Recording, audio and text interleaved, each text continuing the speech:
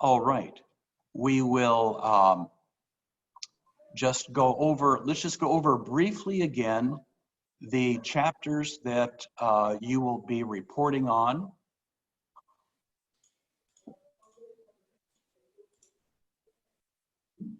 And 2C will do chapter 1. Is there eyewitness testimony in the Gospels? Karen will do chapter 3. Are the Gospels forgeries? Daniel will do chapter 5. Did the church invent the idea of a suffering Messiah? Peter will do chapter 7. Did Jesus have a secret message? Masha will do chapter 9. Did Jesus plan his own execution? And Jason will do chapter 11. Jesus, God, and man. And that we will do on in 2 weeks from tonight. All right, 2 weeks from tonight. Do you have any questions about this? You'll make about a 20-minute presentation, and then we will ask questions. Now, I'm also going to assign an assignment to everybody else. I want you to come up with a question on every chapter that we're going to have presentations on. So when 2C gives his presentation on is there eyewitness testimony in the Gospels, I want you to have one question, at least one question in mind to discuss. Okay? Everybody got that? Sure. So our presentation is to answer the question. Like, for example, my one is, did Jesus have a secret message? So is it to answer that question? And not just to answer the question, but to share the content of the chapter. Because you could answer that question in one word, yes or no, okay? But share the content of the chapter and evaluate it. Let us know whether you think he's right or wrong and tell us why. And then everybody else here will also have a question for you or for just a group discussion. Okay. All right. And we're doing all the art, like we're doing chapter 1, 3, 5, 7, 9, right? Mm-hmm. Okay. Yeah, but you should read all the chapters, even though nobody will be making a presentation on them. Okay, but you are the expert on your chapter. Okay. Let me ask you one other thing. Would it be all right with you if on October 9th, that's Thursday of next week, if we would meet half an hour later and go a half an hour later at the end? Would that be all right with you? The reason I ask that is we have been asked to be at a missions meeting, and I could get back from it in time to start a half an hour later. Do you all have schedules that would prevent that? Do you have any classes that would prevent that? On Wednesday, sir? It would be Friday morning. Okay. Friday morning of next week. Not this week, but the following week. What day? Friday. It would be Friday. Is that October 9th? Yes. Friday, October 9th. I'm free, sir, after your class. I only have your class. It's okay to me. Okay. Okay. Kieran, would that be all right with you? Okay. Yes, Jason? What time? We would meet at 10 o'clock. 10 o'clock? Yes, okay. And then go to, that'd be 11:50. Mm-hmm. Okay. Okay. Tuesday, is that all right with you? Yes, sir. Okay, great. All right. Let's plan on that. And I'll try to remind you both the next times before we meet. Okay, so that is October 9th. All right. Any questions about anything we've been Yeah. discussing here? Yes. Asha. Yes. So what date is our presentation day exactly? You have your calendar here. It's 2 weeks from today, so let's just look at what that would be. Okay, the 30th, the 14th, I 14th. think. 14? Yes, October 14th. All of us together one day? We will schedule them all in one day, and I'm not sure that we can get to all of them. If not, then we will go on the next day too. So we would. So we must prepare 14, but it can be postponed according to schedule? Possibly. Okay. So yes, be ready on the 14th. Good. We must use PowerPoint. You don't have to, no. So how can you read the presentation? Just talk. Just talk and say, Talking? yes, this is what the author says, you know, point. And you can tell if you agree with that or if you disagree. So, So we don't need to use PowerPoint, or we can use PowerPoint? you can if you want, but you don't have to. Okay, okay. It's optional. Okay, thank you. Okay. Okay. All right. So it's Any other time frame. questions? Like, do we have like 15 minutes or 10 minutes or 20. 20 minutes? Thank you. Including them asking questions. Yeah, and so probably 15-minute presentation and then discussion after that. All right. Okay, any other questions? All right, let us go to Life of Christ. And I will do a screen share here.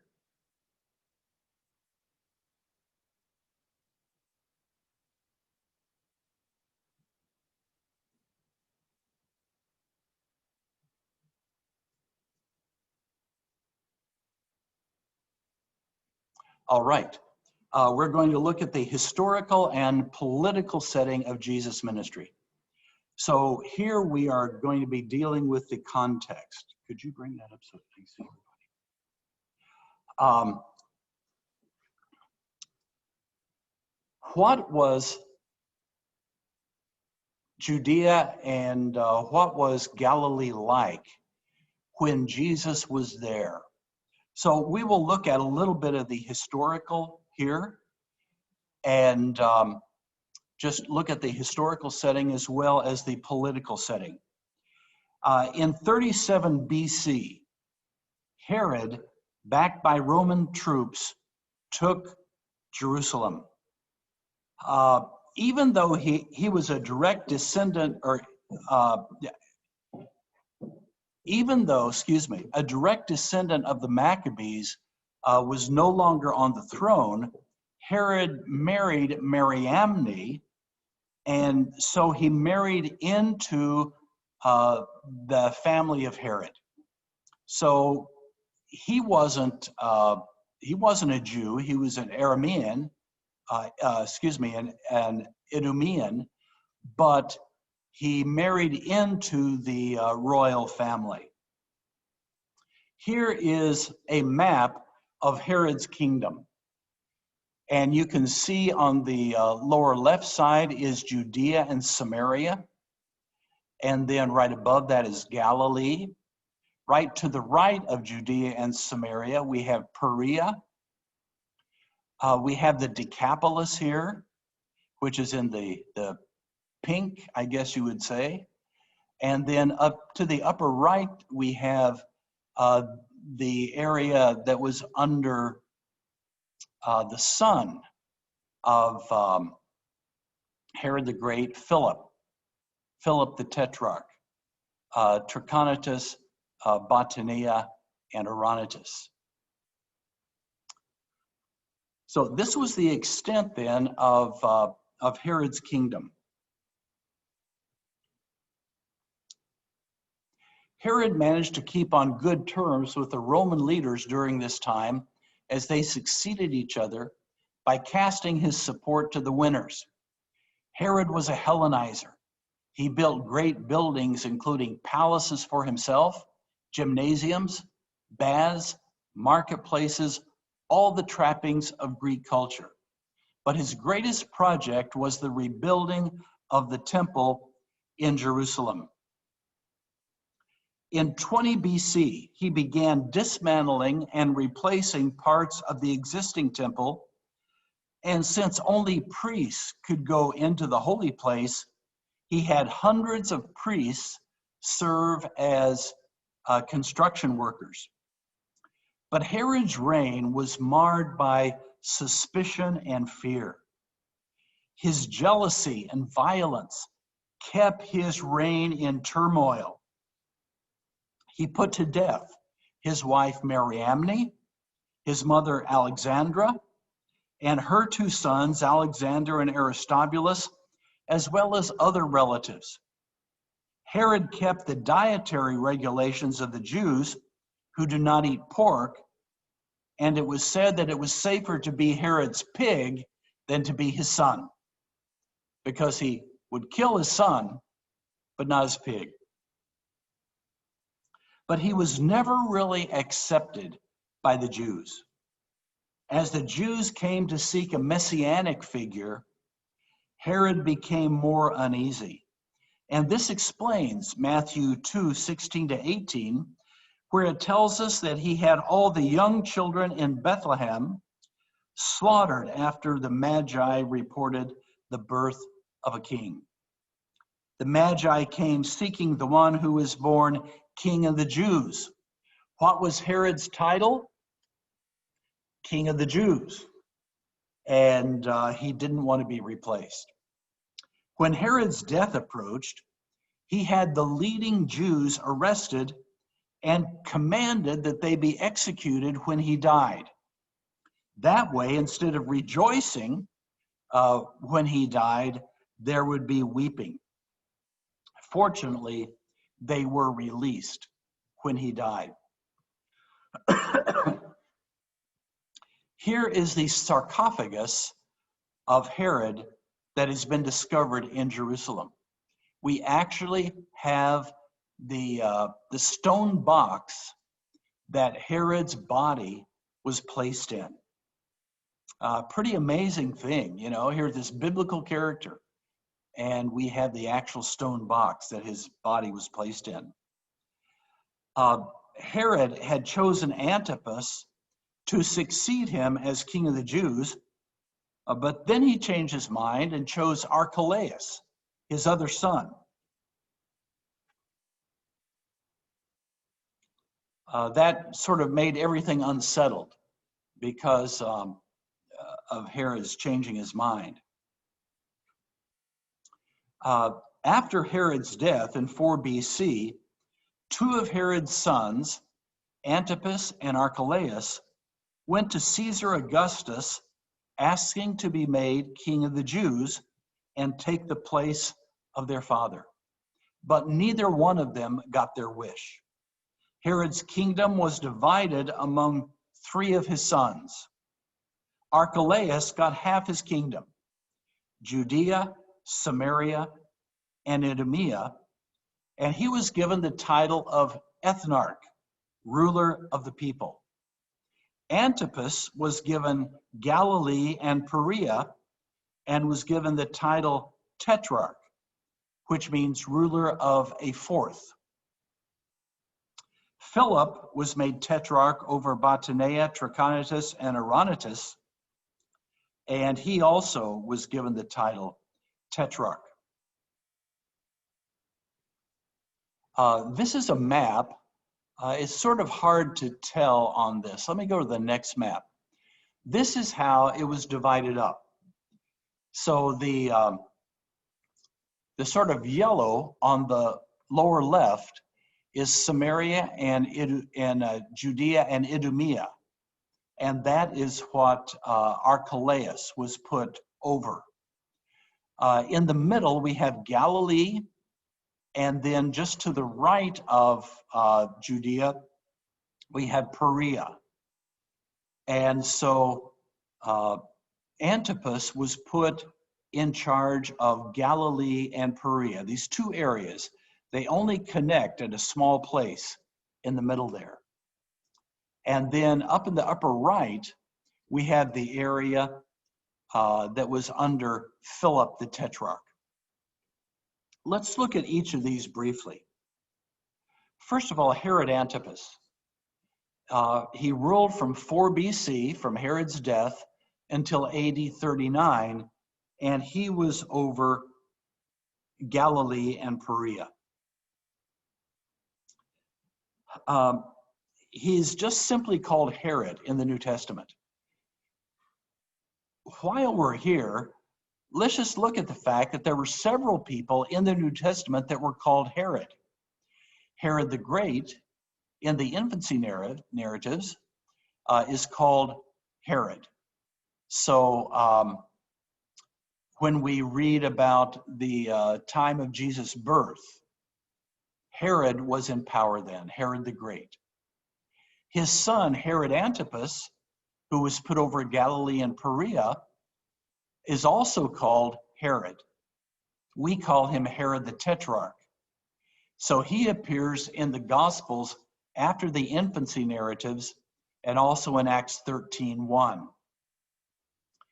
And then we have Agrippa the First. He was the son of Aristobulus and grandson of Herod the Great, and he is mentioned in Acts 12. Again, simply called Herod. Herod Philip was the half-brother of Antipas, Archelaus, and Philip, the Tetrarch.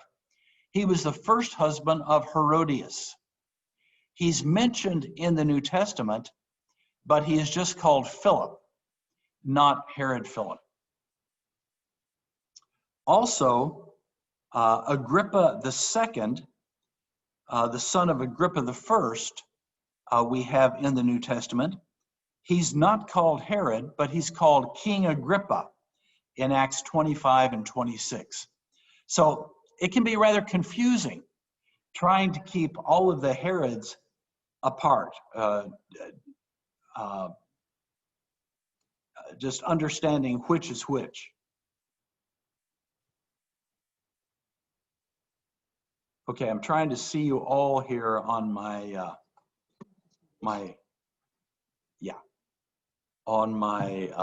iPhone. Dickie never did get her computer to working, so most of you are coming in just as black, so I'm not getting much of a picture. So hopefully next time we'll have a little better setup here. When Caesar Augustus died and Tiberius became the emperor in AD 14, Antipas once again tried to become king. He built a new city on the Sea of Galilee called Tiberias after the new emperor. Antipas was married to the daughter of Aretas, the Nabatean king. So let me just go up to that map again. Look on the right side. On the lower part here, we have Samaria, Judea, and Idumea on the left, then Perea in the middle, and then on the right, it says Nabateans. Herod Antipas married the daughter of the king of the Nabateans.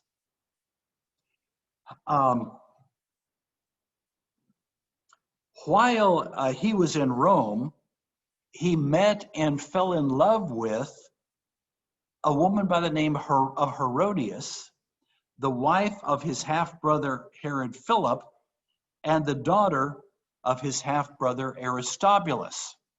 So she was both his sister, sister-in-law, and his niece.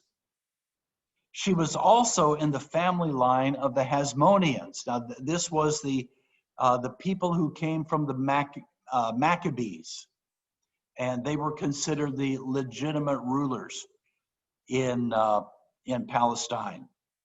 So it would be politically wise for Antipas to be connected to the Hasmonean family. So Herodias divorced Herod Philip, and Antipas divorced the daughter of Aretas, and they got married.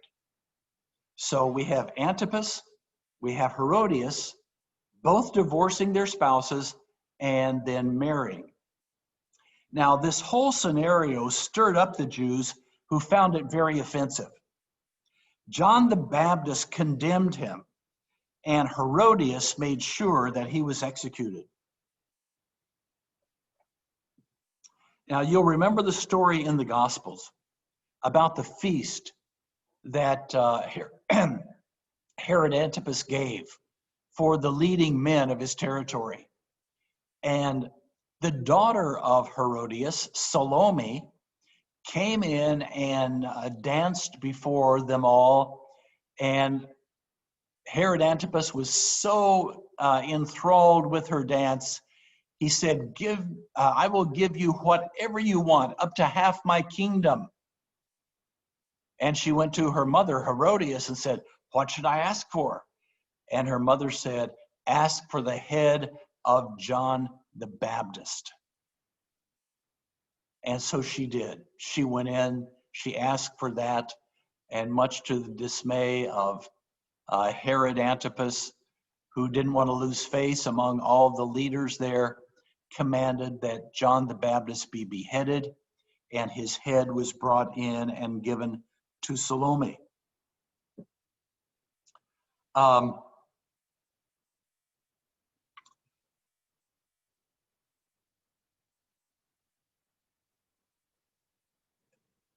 The father of Herod's first wife did not take kindly to Herod divorcing her. And he declared war against Herod's tetrarchy and eventually defeated its army in AD 36. So this group here, the Nabateans, came against the army of Herod and defeated them. When Herod Antipas heard of Jesus, he thought it was John come back from the dead.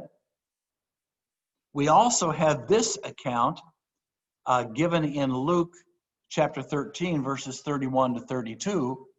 At that time, some of the Pharisees came to Jesus and said to him, leave this place and go somewhere else. Herod wants to kill you. He replied, go tell that fox, I will drive out demons and heal people today and tomorrow, and on the third day, I will reach my goal.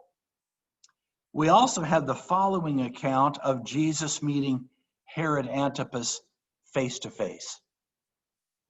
From Luke 23. On hearing this, Pilate asked if the man was a Galilean.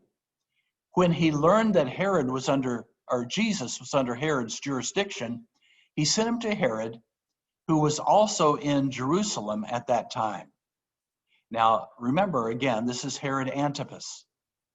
When Herod saw Jesus, he was greatly pleased, because for a long time he had been wanting to see him. From what he had heard about him, he hoped to see him perform some miracle. He plied him with many questions, but Jesus gave him no answer.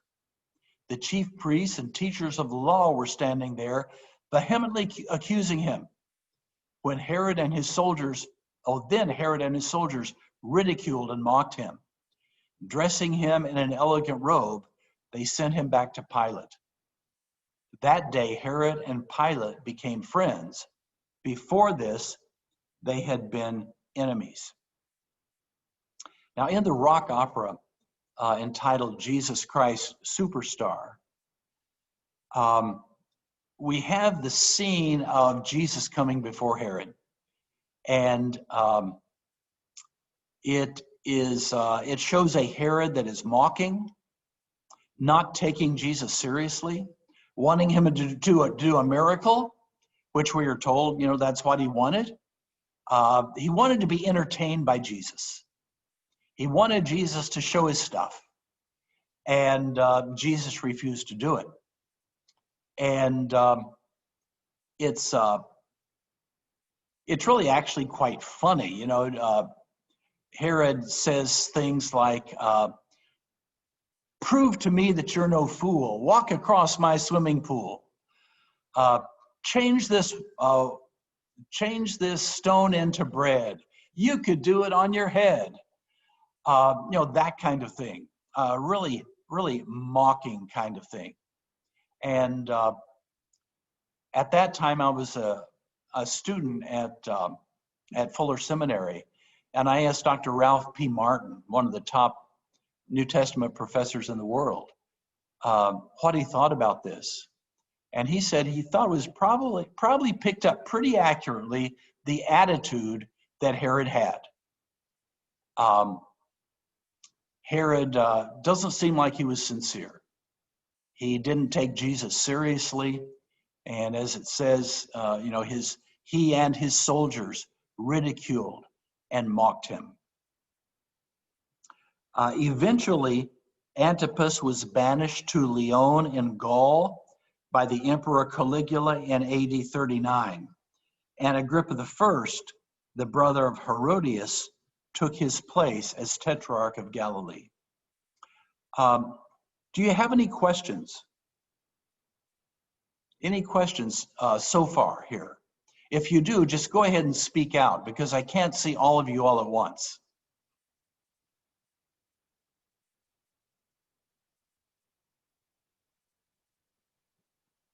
Okay. All right. Let's look at Philip the Tetrarch. He is over Oronotus, Trachonitis, Gaulonitis, and Botania. And he ruled from 4 BC to AD 34.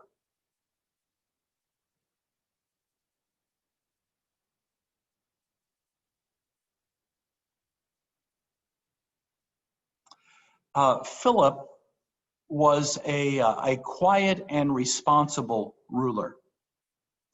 He rebuilt the city of Panias and named it Caesarea after Caesar Augustus.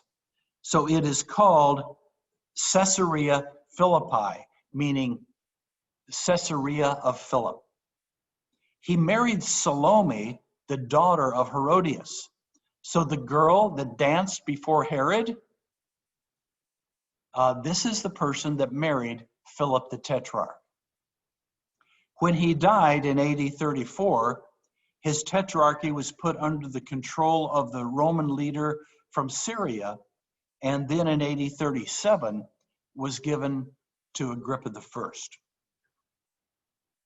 And then we have Archelaus, who ruled from 4 BC to AD 6. He ruled over Judea, Samaria, and Idumea. Now, as we said, Archelaus sought the title of king from the Roman emperor, but he received the title ethnarch, which means ruler of the people. We're given an account in, I believe it's in Luke, telling of a person who went away to get a kingdom. And probably the background for that is Archelaus and perhaps Antipas going to Rome, wanting to receive kingly power from the Roman emperor. And generally in the New Testament, kingdom refers to kingly power. It wasn't that the Roman ruler was going to give him land, it was going to give him authority. And so that is probably the background for that scripture. Archelaus was an oppressive ruler. His ferociousness made Emperor Augustus remove him from office to avoid a widespread revolt. Archelaus was banished to Vienne, a city in southwest France. Now, the character of Archelaus can be seen from Matthew 2:22. It says, "But when Joseph heard that Archelaus was reigning in Judea in place of his father Herod the Great, he was afraid to go there. Having been warned in a dream, he withdrew to the district of Galilee and went and lived in a town called Nazareth." So when Joseph, with Jesus and Mary, returned from Egypt, he didn't want to go to Judea because Archelaus was reigning, and he knew that life would be very difficult there. So he went to Galilee and went to the town of Nazareth. After Archelaus was banished in AD 6, Rome made Judea a Roman province under the jurisdiction of a procurator or prefect. Now we've seen that Philip the Tetrarch's territory was given to Agrippa I in AD 37. Then Herod Antipas's territory was given to him. And in AD 37, Judea, which was under the rule of the Roman prefect, was also put under Agrippa I, so that he ruled over the same territory that his grandfather, Herod the Great, had ruled over, and he was given the same title as his grandfather, King of the Jews. Now, Agrippa I was a strict Jew and a persecutor of Christianity. He executed James, the brother of John, and would have executed Peter if God hadn't miraculously intervened. You remember the story of the gates going open, and he went out in freedom, and no one saw him go. That was a miracle that saved Peter's life under Agrippa I. Agrippa suddenly died, and the early church saw in it the judgment of God. In Acts 12, 19 to 23, it says, "Then Herod," which is Agrippa I, "went from Judea to Caesarea and stayed there a while. He had been quarreling with the people of Tyre and Sidon. They now joined together and sought an audience with him. Having secured the support of Blastus, a trusted personal servant of the king, they asked for peace because they depended on the king's country for their food supply. On the appointed day, Herod, wearing his royal robes, sat on his throne and delivered a public address to the people. They shouted, 'This is the voice of a God, not of a man.' Immediately, because Herod did not give praise to God, an angel of the Lord struck him down, and he was eaten with worms and died." After the death of Herod, of Agrippa I, Judea was ruled by Roman prefects. His son, Agrippa II, was made a ruler over some outlying territories around AD 53, but he was a minor player. Okay, any questions? Any comments at this point? Just go ahead and ask or comment.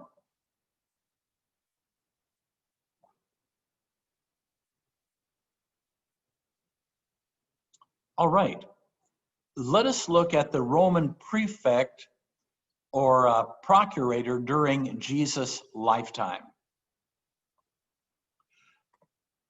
Most of the prefects or procurators are not mentioned in the Bible. The most well-known is Pontius Pilate. When you read in books about Pilate, you will see that sometimes he is called a procurator and sometimes he is called a prefect. The term prefect was changed to procurator by Emperor Claudius in AD 41. Now, lest there should be any doubt about Pilate's title, it was resolved when an inscription was found in Caesarea, which mentions Pilate and calls him prefect. And here is a picture of the Pilate inscription. If you look at the top line there, you will see Tiberium, speaking of the emperor, and then the word Pilate is on there, and also the word prefect. So part of the inscription is reading, but originally it read, "Building in honor of Tiberius, Pontius Pilate, prefect of Judea."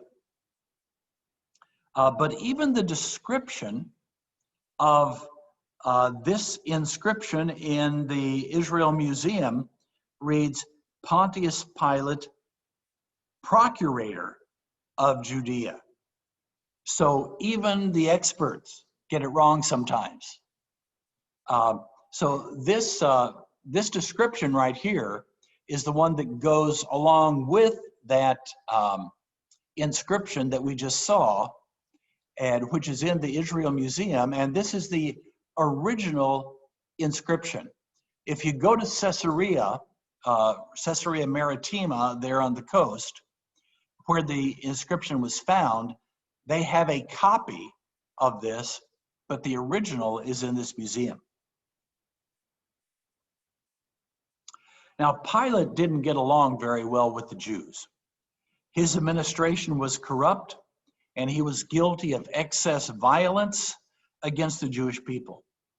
He did several things that were offensive to the Jewish people, such as bringing Roman standards into Jerusalem. The standards were like flags that were carried by the soldiers. They were topped by the Roman eagle.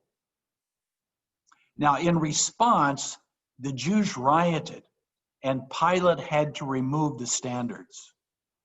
He also brought shields that were made in honor of Tiberius, the emperor, into Herod's palace. Now, the shields probably bore Tiberius's image and proclaimed him to be God. Again, because of the offense to the Jews, Pilate had to remove the shields. In Luke 13:1, it tells of some Galileans, to quote, "Galileans whose blood Pilate had mixed with their sacrifices." Now, we don't have the details of this incident, but it seems that Pilate had some Galilean men slaughtered in the temple while they were offering sacrifices. So this shows the personality of Pilate. He was ruthless. He did not get along well with the Jews. In the trial of Jesus, the turning point in Pilate's decision about Jesus was the Jews saying, "If you release this man, you are not Caesar's friend." What a Roman official coveted was to be called amicus Caesaris, Caesar's friend. Pilate knew that if an investigation was called for, the corruption of his administration would be seen, and it would not go well for him. So at that point, to prevent that, he gave them Jesus. Eventually, it caught up with him, and he was recalled to answer to Tiberius. Before he reached Rome, Tiberius died, and we hear no more of Pilate. Okay, before we take a break, do you have any questions or comments?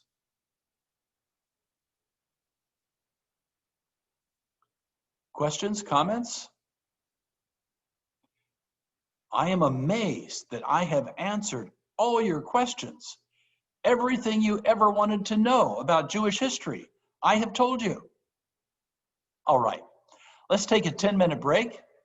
Go out and get a cup of coffee, relax, and we'll see you in 10 minutes.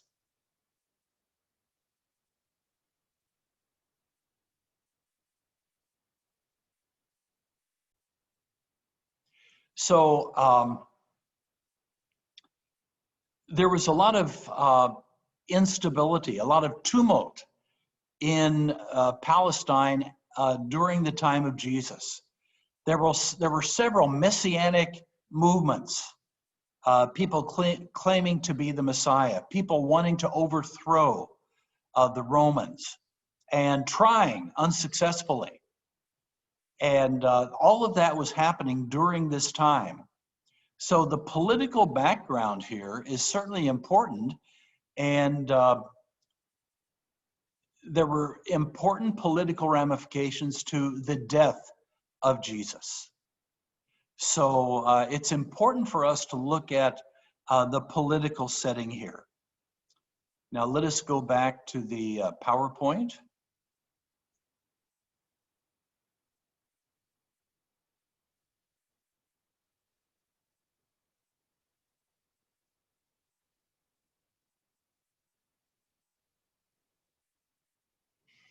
Okay, the Jewish Revolution began in AD 66. The forces of the Roman general Vespasian descended upon Jerusalem in AD 68. In fact, Herod Agrippa fought side by side with Vespasian. But the news came that Nero had died and Vespasian was in time proclaimed the new emperor, and his son Titus carried out the siege of Jerusalem in AD 70. In AD 70, Jerusalem, including the temple, was destroyed by the Romans. You know, and when I think about this, it is such a tragedy for the Jewish people and for the world that the temple was destroyed, much less all of Jerusalem. We can still see that destruction today. You can go to Jerusalem and they have unearthed houses, and you can see what they looked like immediately after the Romans destroyed them. There's one place called called the Burnt House, where you can see how the house was burned. You can see what was left in the house, pottery and swords and things like that. They've even identified the owner of the burnt house, who is referred to in intertestamental literature. So it was General Titus who destroyed Jerusalem in AD 70. And in Rome, after Titus became Roman emperor, there was an arch built in honor of Titus. And on the arch, there is a relief depicting the raiding of the temple. You can see soldiers there carrying a menorah and other items from the temple. Now, originally, this was not just stone, but it was colored. And by going in and doing an inspection of the pigment that was on there, they have colorized this. And I have a picture of it. I don't have it here with me. But right here before your eyes, you can see the celebration of the Romans in overcoming these rebels that tried to break away from the Roman government. I just wish that they hadn't done it. Another way that the Romans commemorated their victory over the Jews was by minting coins that depicted the defeat of the Jewish nation. And here are coins that show the Roman emperor and Judea. Judea is shown as a woman, and the legend says Judea, or captive Judea. You can see it very easily if you look at the lower left-hand coin there, where you see Judea. After a 5-month siege, the Romans took and destroyed Jerusalem, and then in AD 74, they took the last Jewish stronghold of Masada.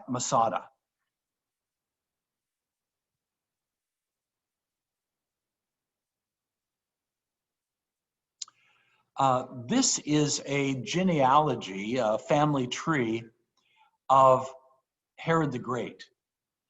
You can see his father, his grandfather at the top, Antipater the first, and then Antipater the second was his father. And then those on the same level with him were his brothers. And you can see his wives. Only 5 of his wives are shown on here. He actually had 10. And their descendants. And I won't take time to go through all of this, but each one of these has a story. The key person here is right in the middle, there where it says Herodias. Under Herod Philip, Herodias. And it is amazing the relationships that Herodias has. She was the granddaughter of Herod the Great.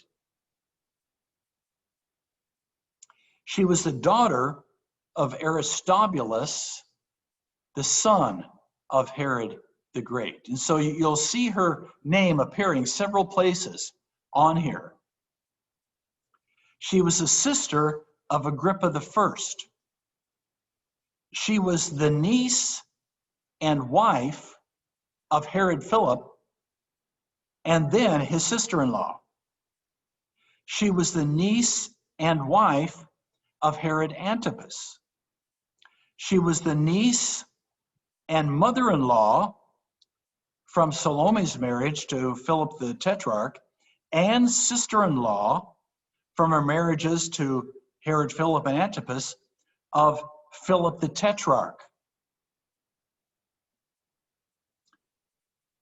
And then we could go into all the people on here who killed one another. And it's just amazing how many did.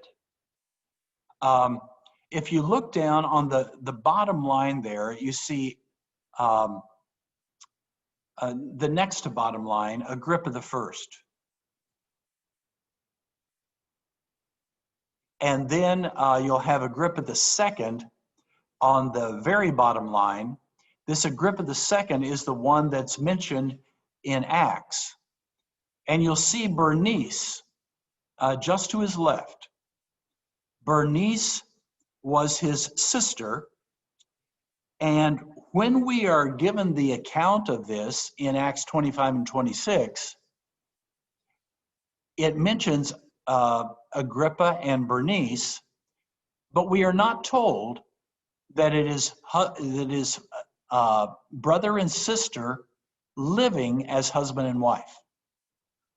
This was a incestuous relationship. And Paul talks with them. And it shows some light upon those verses in Acts as to what is going on in the background here when it talks about Agrippa and Bernice and Drusilla. So we can see how the background here can shed light on things. Now, you would think that with the destruction of Jerusalem, the destruction of the temple, that the Jews would understand that they can't defeat the Romans. But that was not the case.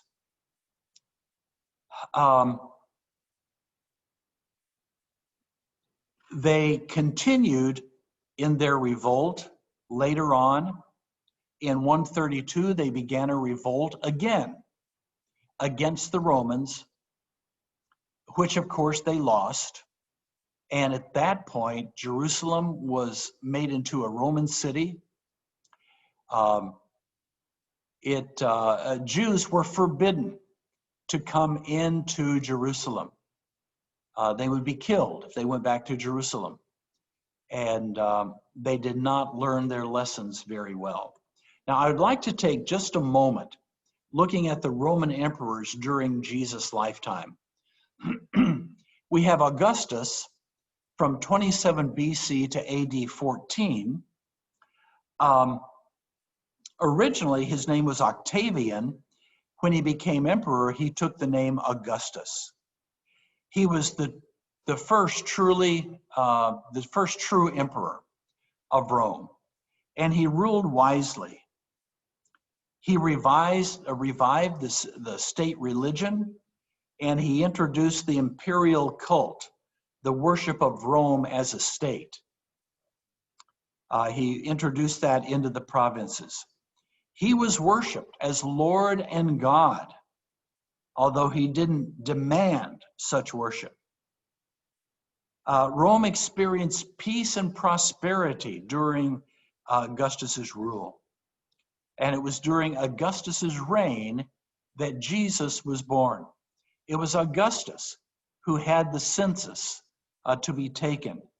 And Jesus was born in Bethlehem because of that.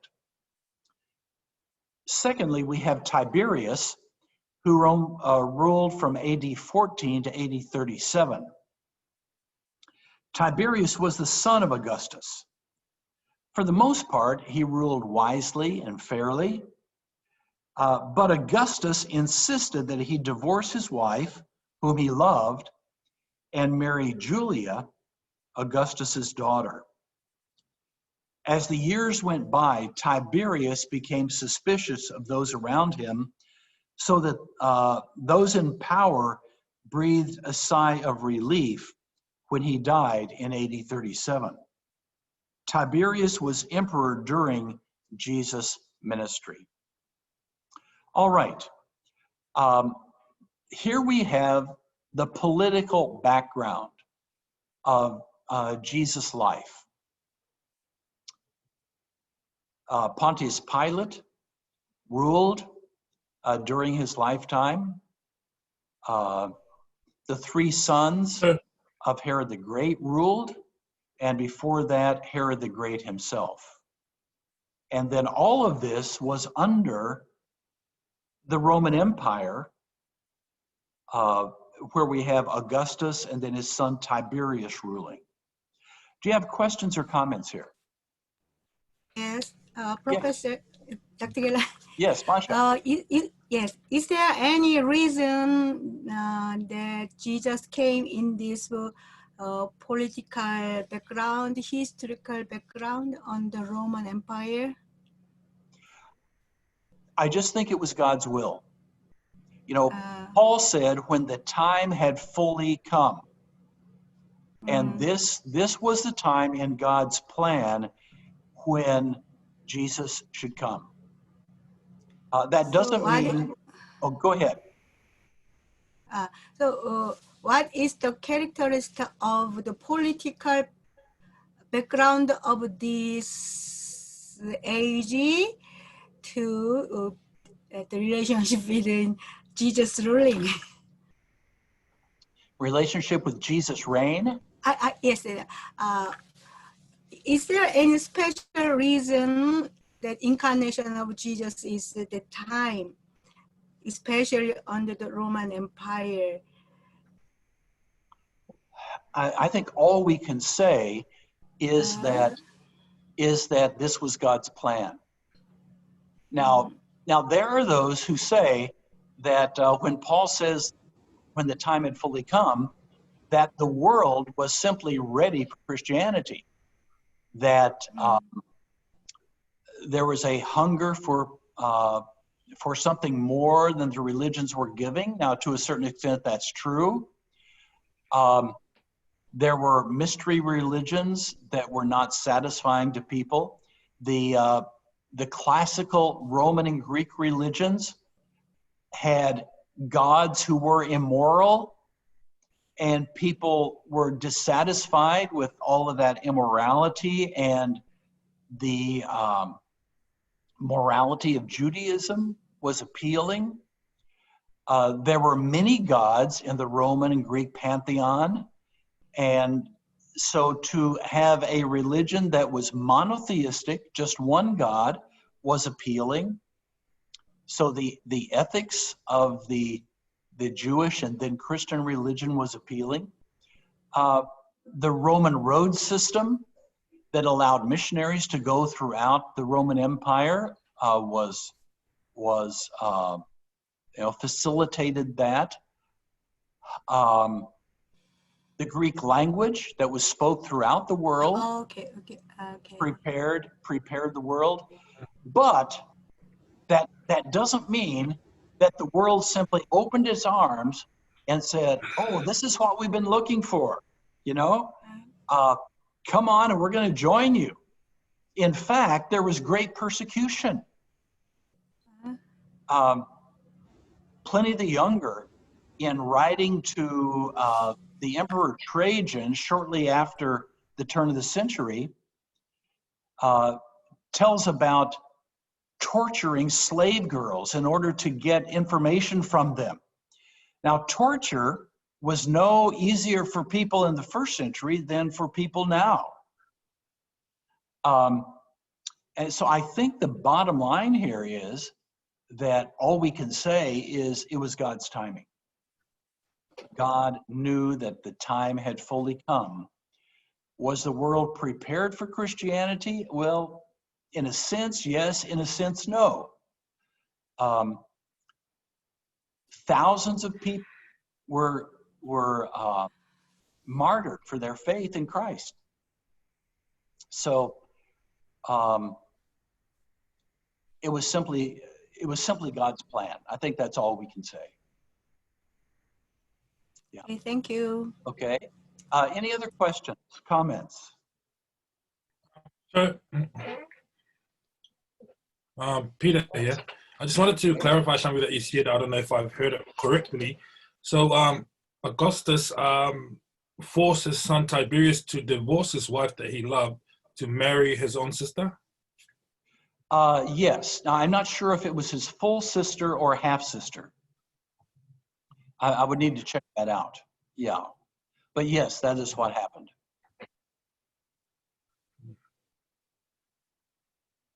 Okay. Thank you. Any other questions or comments?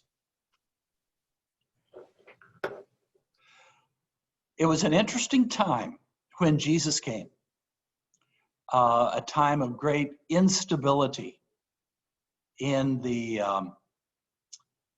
in Galilee, in Judea, where Jesus did his ministry. All right. If there are no other questions or comments, yes, Yes, can I ask another question? sure. This is when I read the book of The Meaning of Jesus' Two Visions by Marcus Borg. And N.T. Wright. Mhm. Yes, I am wondering his point. The history is remembered and metaphorized. The history is two kinds of history. Okay. One is history remembered and history metaphorized.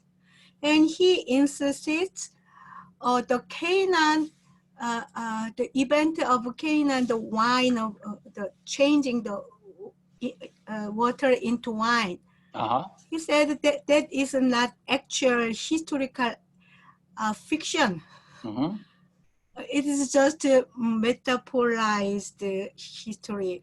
Yes. But I can I can understand his intention.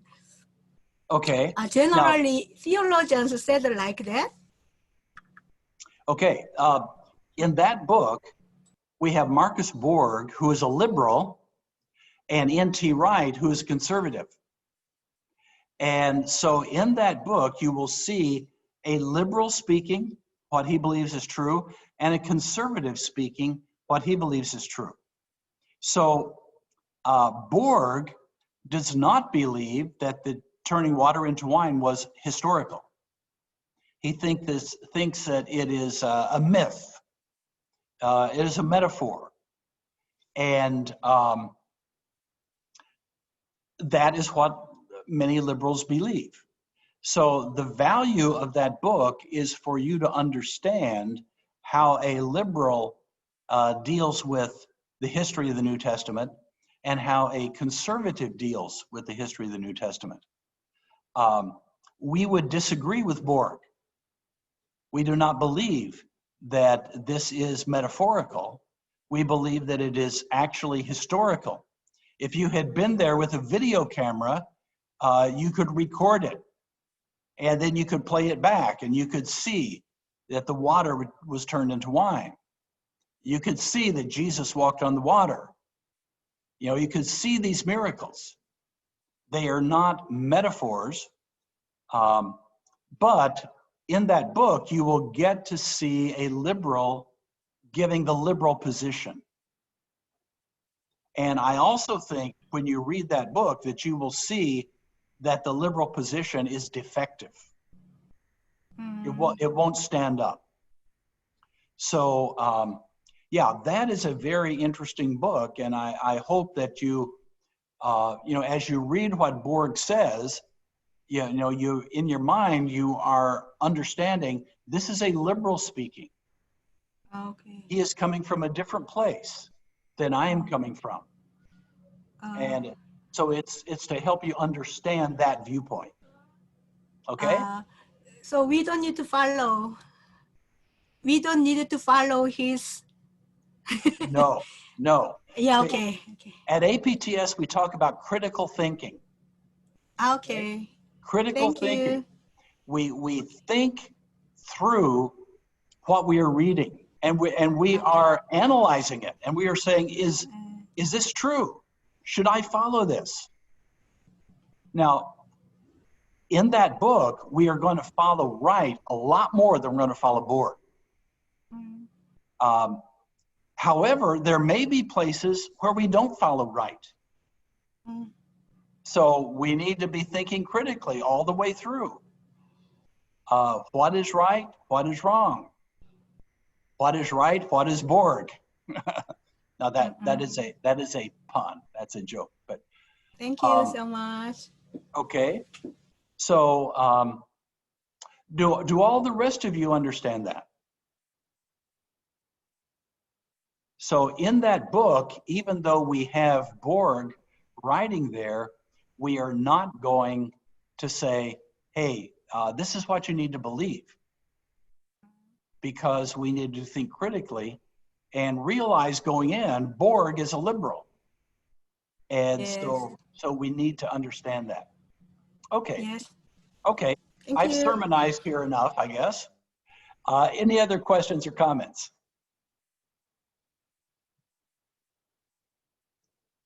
Okay. All right.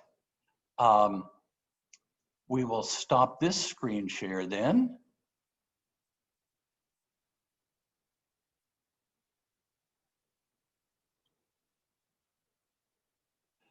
And we will go to first century Judaism.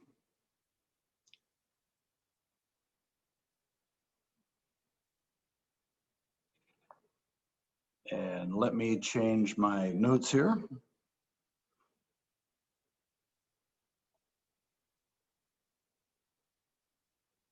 Now, some of you who have taken New Testament introduction from me will realize that we are covering some of the same territory that we did there. But it's important to understand this, both the political and historical and the religious background of Jesus in order to understand him. First of all, the beliefs of first century Judaism. We're not going to go into Jewish theology to any extent. We will only mention three basic beliefs of Judaism. N.T. Wright says that the entire theological worldview of the Judaism of the first century can be summarized by these three beliefs. Excuse me.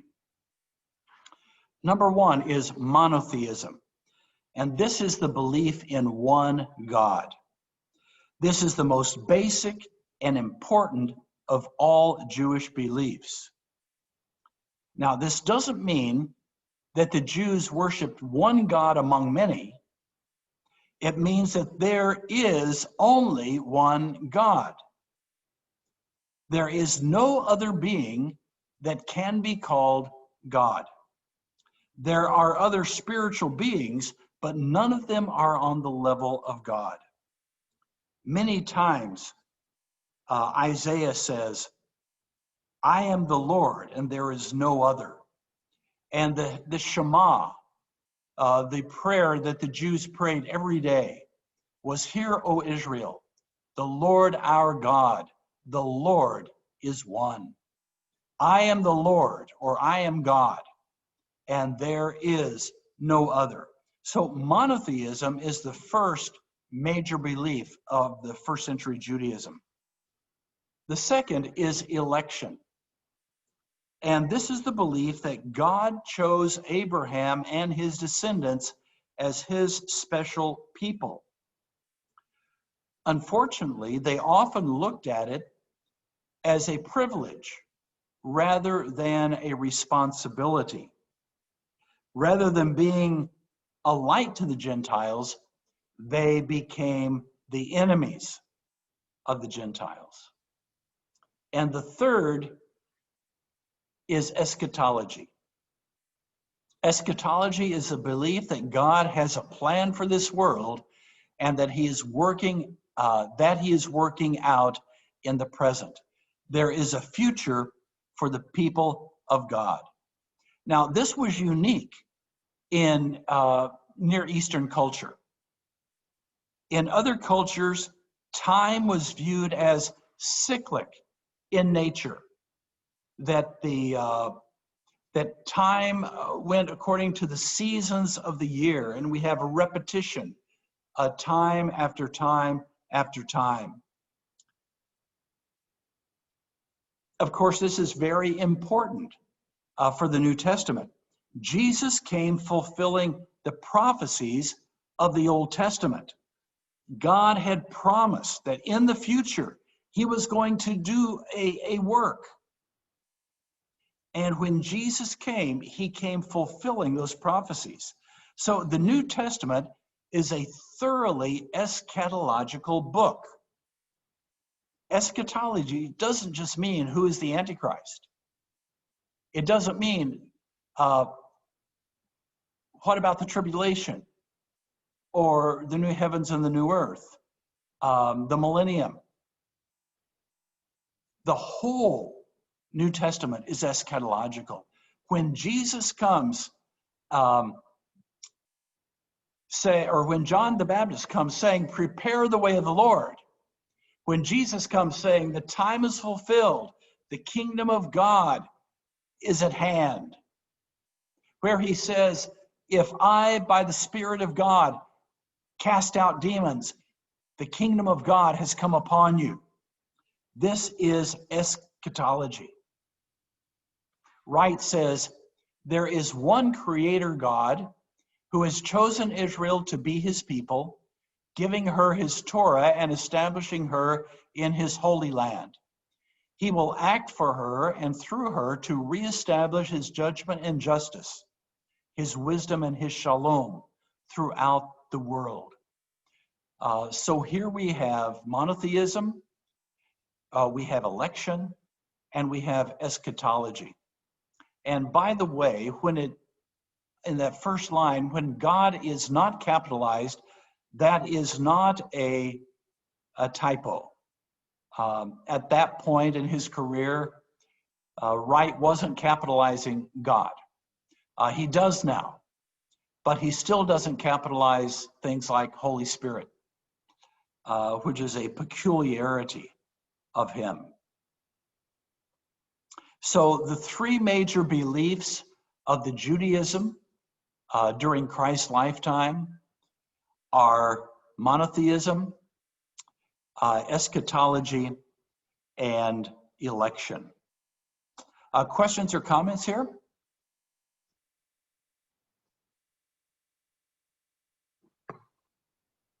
Okay. A very important component of first century Judaism is the temple.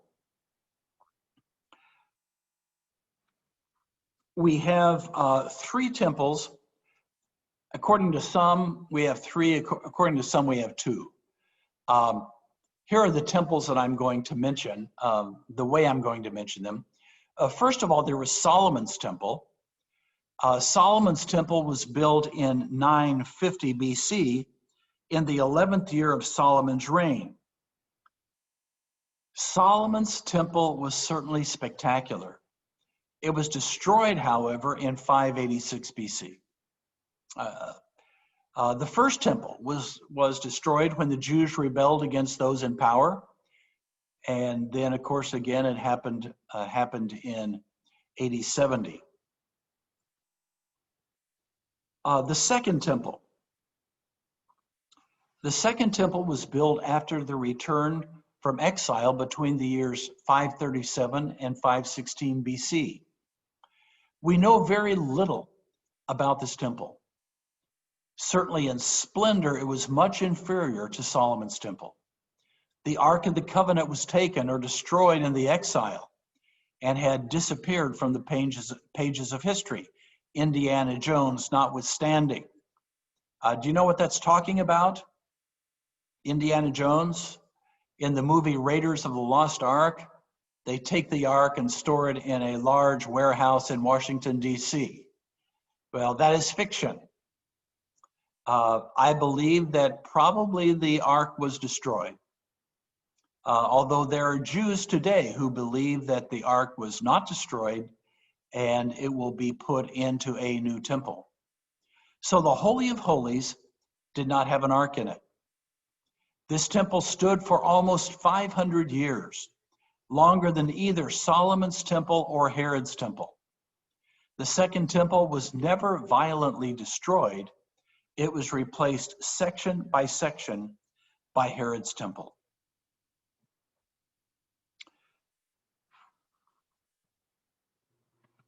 And then we have the second temple rebuilt by Herod the Great, or Herod's temple. Herod the Great began reconstructing the temple in 19 or 20 BC. For a year and a half of this construction, the construction of the sanctuary went on with the work being done by priests. So since the sanctuary was only, it was restricted to priests, the priests did the construction work. This process of the construction of the temple took many more years. That is why the Jews could say to Jesus, "It has taken 46 years to build the temple, and are you going to raise it in 3 days?" John 2:20. Now, the building must have been a spectacular sight to a person traveling to Jerusalem. It was made of white marble, partially covered by gold. By the time Herod had finished building the temple, it was the largest religious building in the world, 140,000 square meters.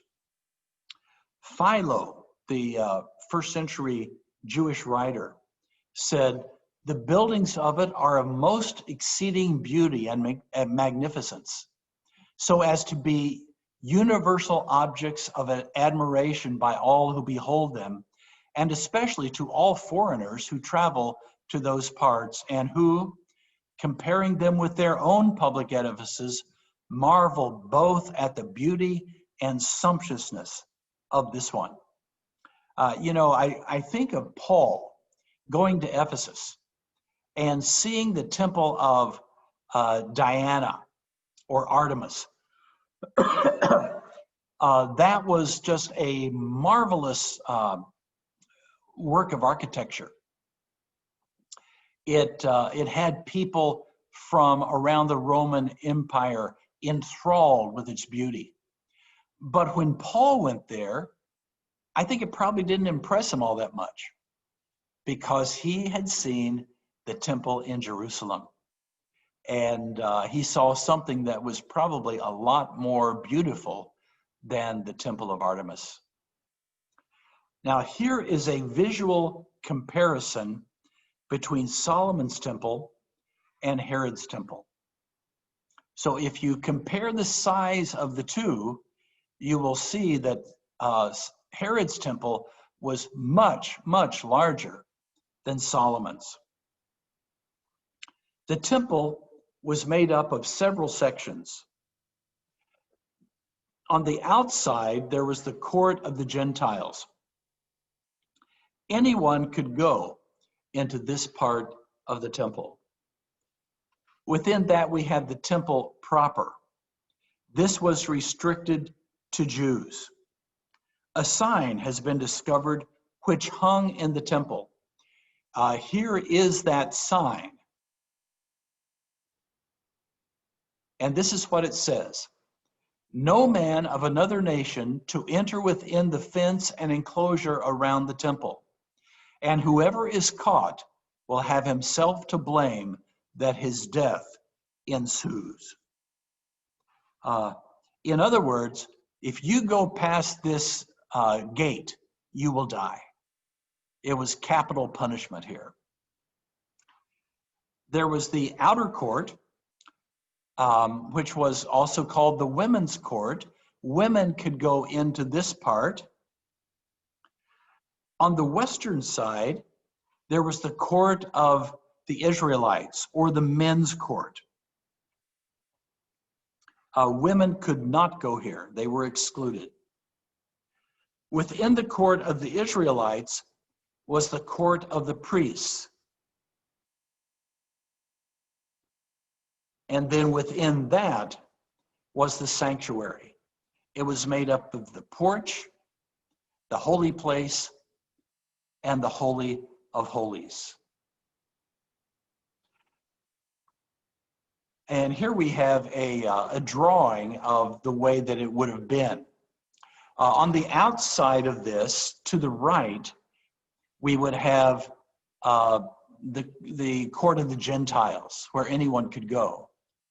And then we come in a little closer toward the sanctuary, we have the women's court. And then if we go farther to the left, we have the court of the Israelites. And then within that, we have the court of the priests. And then on to the left, we have what is called the sanctuary, made up of the porch, the holy place, and the Holy of Holies. Now, the terminology here is not consistent. And you'll notice in this drawing, between the porch and the Holy of Holies is the sanctuary. The sanctuary is also called the holy place. So another person drawing this would have the porch, the holy place, and then the Holy of Holies. And some people call this whole construction here, those three things, they call that the sanctuary. So either the whole thing here, the thing that's called the temple here, if you see that right above this, this part, is called the sanctuary, or the part inside the porch is called the sanctuary. So just realize that when you read about this, you need to understand what the author is referring to when he says sanctuary. The holy place was entered only by the priest, and it contained the table of showbread, the 7-branch lampstand, and the altar of incense. The Holy of Holies was entered once a year on the Day of Atonement by the high priest. Since the ark had been lost when Solomon's temple was destroyed, the Holy of Holies, as we said, was empty at this time. Let me just pause here and see if you have any questions or comments. Are we all together at this point?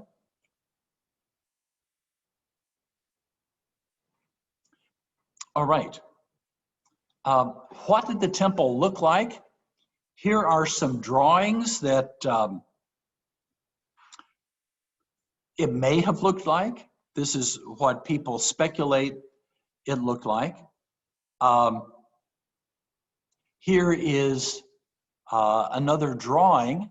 Now this large area on the right side, inside those walls there, would be the court of the Gentiles. This is probably where Jesus turned over the tables of the money changers, where they had the animals and all of that, before going into the temple proper. So that a wall there right in the middle toward the upper part would be where this sign that says, if somebody from another nation goes in here, they are responsible for their death.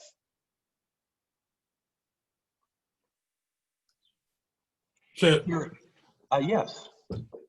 so the Gentile area was outside of the temple, and the temple is the whole court with the temple inside.